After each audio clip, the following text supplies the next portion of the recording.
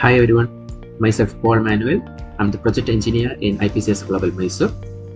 Today we are going to discuss about drum function. What is a drum function? So drum function block which works in a principle which is very similar to the electromechanical drum sequencer, which changes the step according to the external events. For this process or for this demonstration, I'm using the software as EcoStructural Mission Expert Basic, and the PLC that I'm choosing is Schneider PLC with the controller TM221CE24R.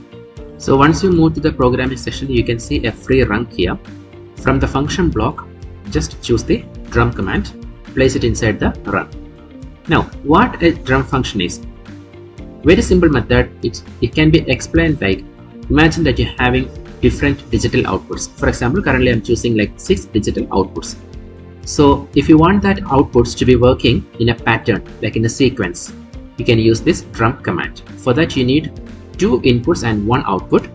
U is like the advanced step, which means advanced input. So you can give it like a rising edge contact, and then you have a reset input. You can give the reset input address. So right now I'm choosing the different digital input and output addresses basically. So for the input, I'm choosing the first input as rising edge input and the second input as the reset input. And for the output, I'll be choosing 9. Okay, so which means the 10th output. Now, how to configure the drum command? Double click on the drum command. You can go with the configuration of DR0 because DR0 is your first drum command. Click on that.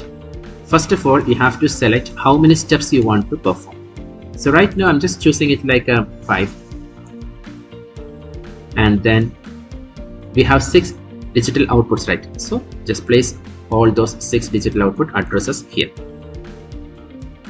And right now we have 5 steps. Step number 0 or step 0 is the initial step. So I'm just skipping that step, and then I'm choosing the second step, which is step 1. I'm giving the pattern 1 2 3. Next one is like 4 5 6, then 1 3 5 2 4 6. So this is my pattern. So right now I'm having 6 different digital outputs, 5 steps. First step, nothing, all the outputs will be off. Second step, first 3 outputs will be on. Third step, last 3 outputs will be on. Fourth step, 1 3 5 will be on, and last step 2 4 6 will be enabled. Just click on OK. So we already defined the output address with the pattern. Just click on OK. Now you can see the step is being changed to 5. Just we'll try to simulate the program.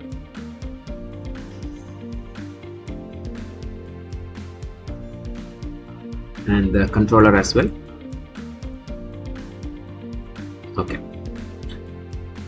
So you can see anyway you can see the outputs over here and the inputs in this one. So I'm just providing this one as well, so it will be very easy for you to understand how the pattern is. So right now step number 0, none of the outputs are on. So using the rising edge, I'm just turning on the first input. You can see the first step 1 2 3. So step 1, output 1 2 3 is enabled. Turn off.